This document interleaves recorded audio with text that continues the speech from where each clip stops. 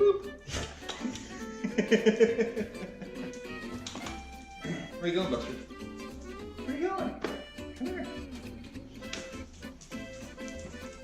Hi, buddy. What is up, everybody? Welcome back to the ranch. Today we're going to be working on Joe Dart. And it's going to be some work that I've been looking forward to for a while. And by work, I mean fixing some broken stuff. And by looking forward to, I mean I've been putting off all winter.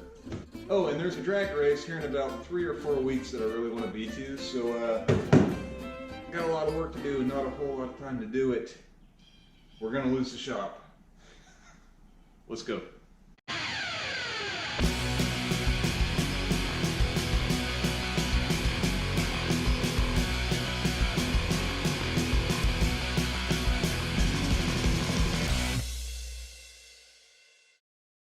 So last week I was scouring the old Facebook marketplace and came across a different set of drag slicks that I want to try out. So I'm going from a 30-inch Mickey Thompson ET Street to a 28-inch Mickey Thompson ET Street. The 30-inch tall tire was really killing my gear ratio, just wasn't working out with the car. So I wanted to try out some 28 inches. So I put them on the car, filled up the water because I drained the water out over winter, and went to go for a test drive, trying to get some test runs on it, see how I like them. And I made it about 15 miles before my overheating demons came back to haunt me. So went on my test drive, made about 15 miles before my temperature started going from 180 to 190, 195, 200, 205, 210, 215. And I'm like, oh crap, something's wrong again. And I think I know what the problem is. So I got her home, let her cool down, pulled the radiator cap, and yeah, my rust problem came back. I know it's brown, you're gonna think head gasket. No, that's not oil, that's not head gasket, that's rust. That's just all rust. Let me see if I can get some light in here.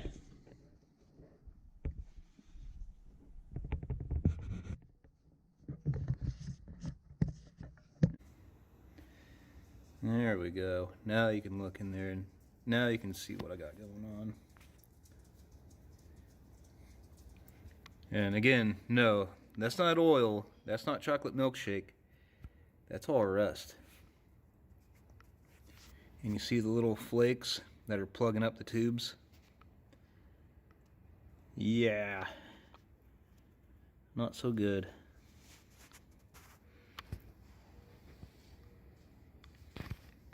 Flakes of rusty metal are plugging up my radiator tubes, causing me to overheat. And I think I know where it's coming from. So last spring, I let my nephew borrow this car to take to prom.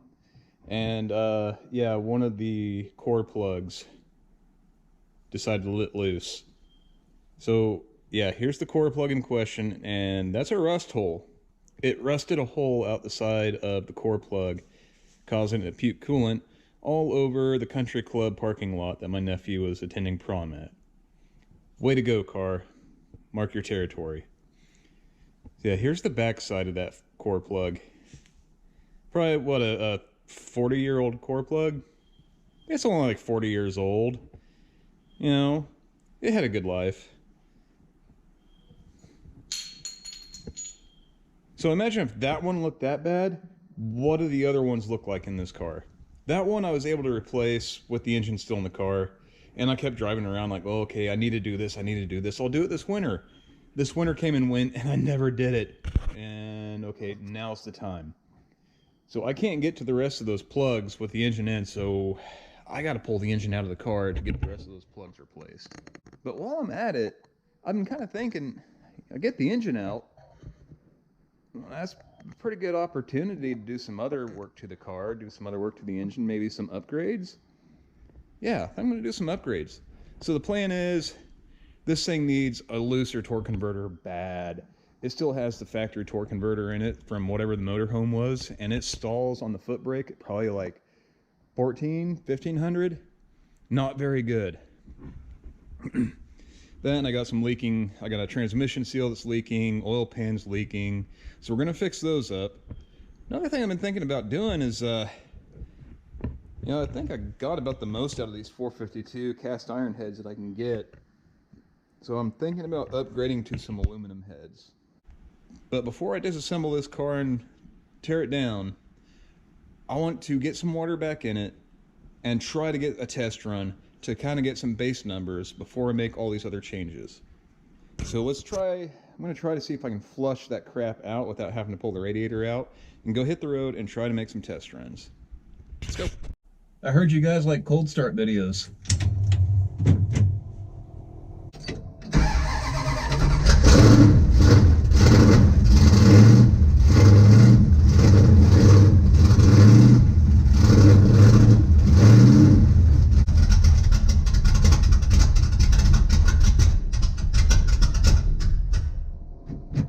Oops. Okay. Well, here's how we're gonna flush the crusties out of the radiator here. Nice, quick, fast, and easy.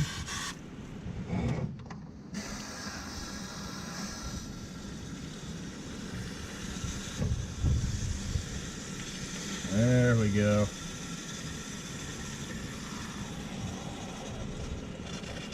There we go.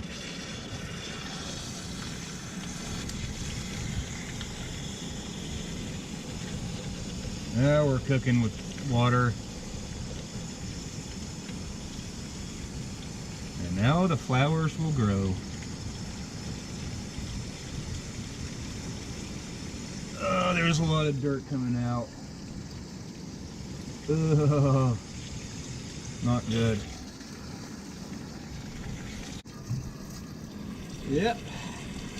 I'm sure this is how the pros do it.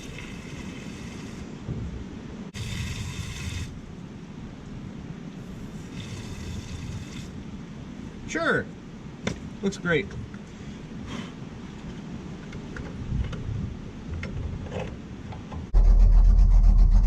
Now, it may not look like it, but I am on a professionally closed race course here, professionally closed track. So, you know, don't do dumb stuff on the street, only do it on a professionally closed race course. Okay?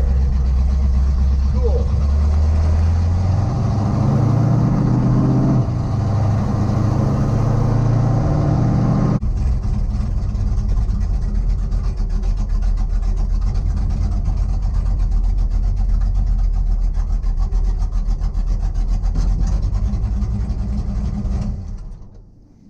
Having some troubles. I'm working on my, I got an app on my phone for you know, tracking like 1/8 mile times. But right now it's trying to pick up the GPS signal. Oh, okay. It booped at me, so I think we're ready to go. And of course there's a car coming. Well, are you working or not, thing? What seems to be your boggle?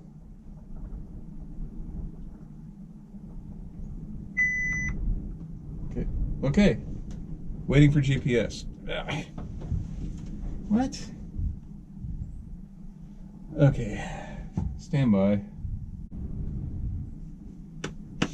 Might be time for a new phone. Oh, okay. We might be in business. God damn it, it's doing it again. Butthole.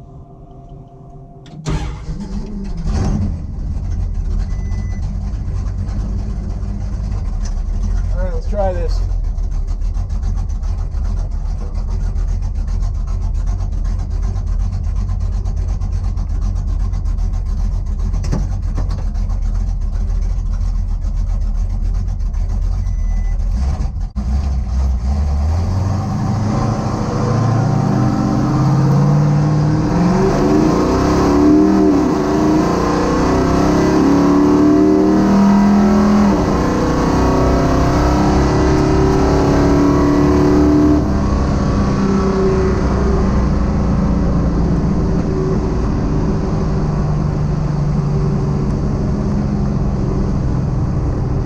A little bit of a bummer that my GPS app, my drag race app, the GPS wasn't working on it, so I couldn't really get, you know, some good numbers laid down. But the good news is I do have some old numbers from races before. Let's open this app up. Okay, so July of 22, This was at the KKOA drags. So again, these are all just 1/8 mile, but I was averaging 73 miles an hour at 9.2 seconds.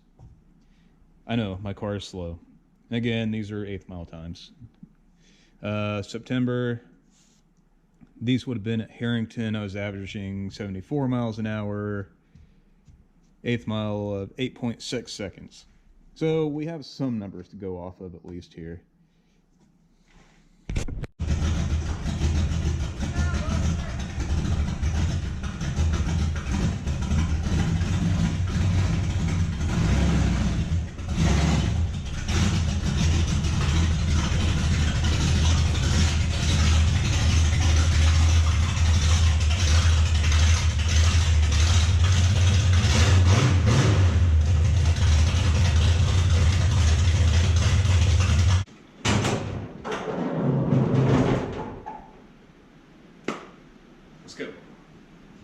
Go ahead and start tearing this thing down. This ain't gonna be easy, but I gotta do it.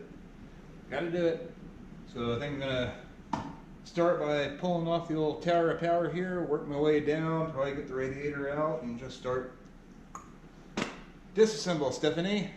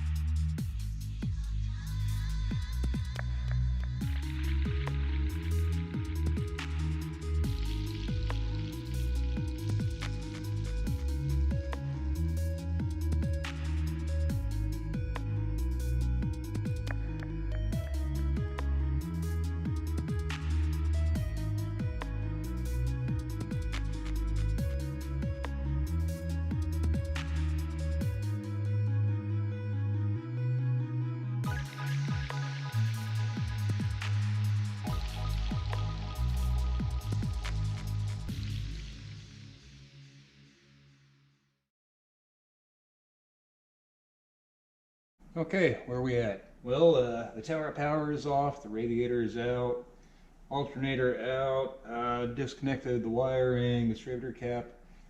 My wiring has been kind of a rat's mess, so if I have time after all this, I'm hoping to clean up my wiring and make it look a little more presentable. Loosen up the header bolts, getting ready to pull some header bolts out. I gotta go and catch up with one of my buddies for his birthday. We're going out to dinner, probably have a drink or two. But I'll get back.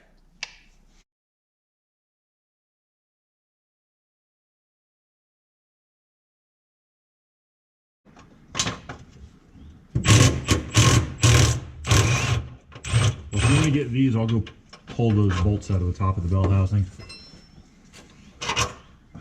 What?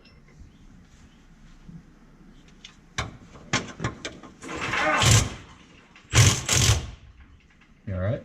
Yep. What was that? Oh, fuck. That was painful. What'd you do? I stood up right to the corner of this table. Right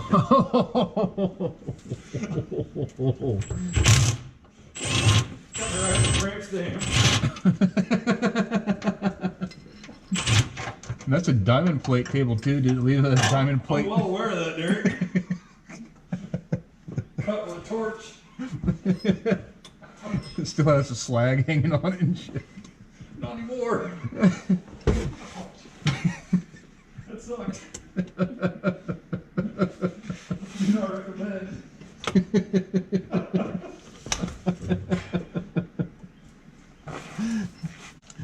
Watch out for that son of a bitch. Medic!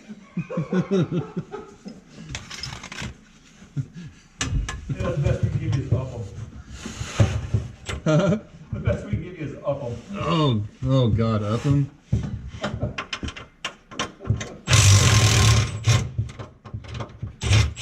Has there ever been a more dislikable movie character than Upham? So here we have the corner of the diamond plate workbench that attempted to murder Tim. Ooh. Sorry, buddy.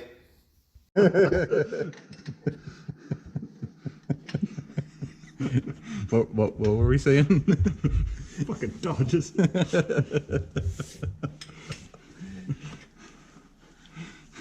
For sale, one used coronet. Nope. I took a sip of that Kool-Aid, didn't like it. Okay, so we got this grease ball 440 in the engine stand that needs to get off so we can get that 440 back on this one. Yeah, in progress.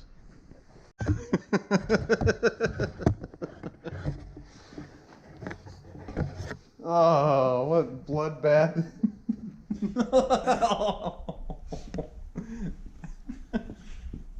It's in your backyard. I just cleaned this floor too. I picked it up and I rolled it over, very much similar to that, to try to get shit out of it. Nothing came out of it. I thought it was fine. Well, just think about the mosquitoes that we just took care of. That's right. All right. So, yeah, that's the one that looks like it was about ready to go at any fucking minute here.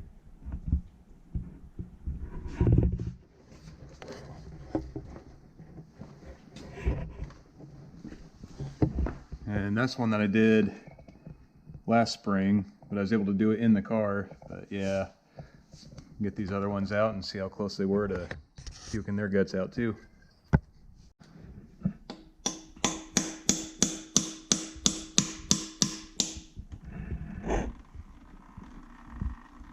That rusty spot just started leaking. Dude, that was so close to fucking failing. It had some miles left on it. Should I just let it sit here and drain so I don't get a bath when I knock it out?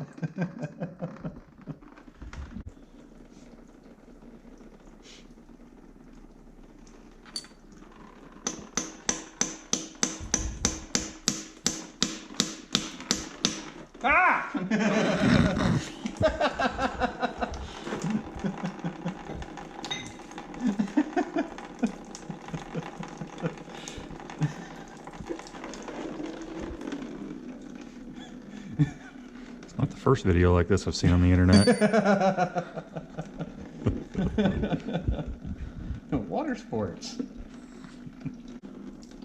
You know, if you pull this out, that's a drain plug Yeah, for your block. that's not exciting. Oh.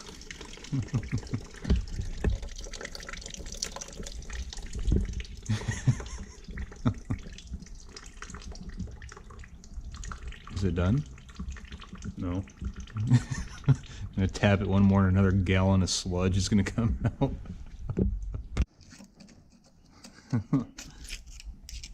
So we're exploring. We knocked the plugs out on this side and there's just this crusty, gooey crap packed into the corners of all the water jackets.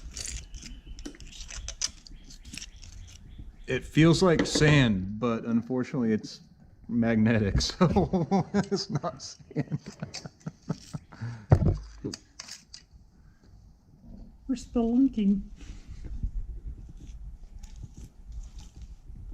Oh, poor baby. I think all I can do is power wash it out. Hope for the best. 3 cases of carb cleaner, we ought to be good.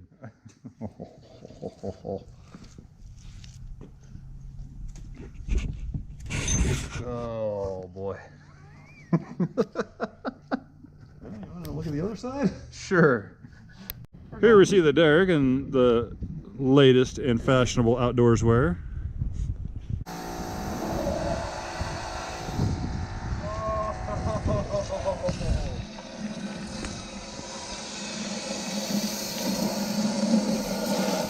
That's nasty.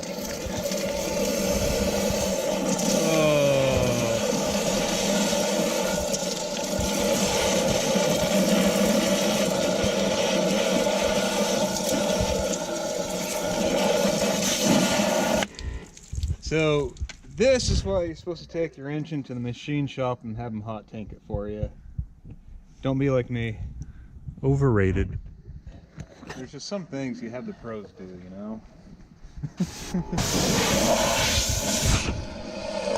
So it's the next day out here. Tim was out here yesterday. He helped me get the engine pulled out of the car, and like you saw, we knocked out the freeze plugs and found all that nasty, gritty, dirty junk just built up in the water jackets.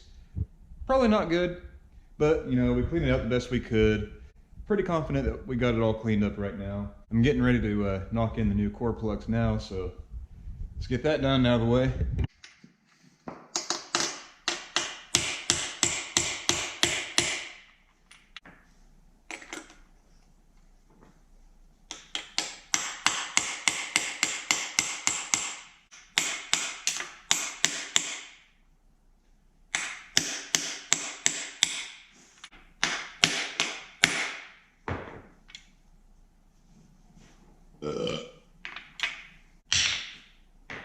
Yeah, it's looking all right.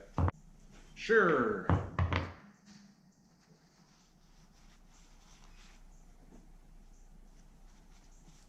All right, progress. What's up everybody, Future Derek here. So I've been working on editing this video together and I realize it's getting just a little bit longer than I really want it to be. So I think I'm gonna go ahead and wrap things up here. We'll pick it back up in part 2 where I'm gonna keep making some progress on the car. So, you know, as always, thanks for sticking around, thanks for watching, and we'll catch you on the next one.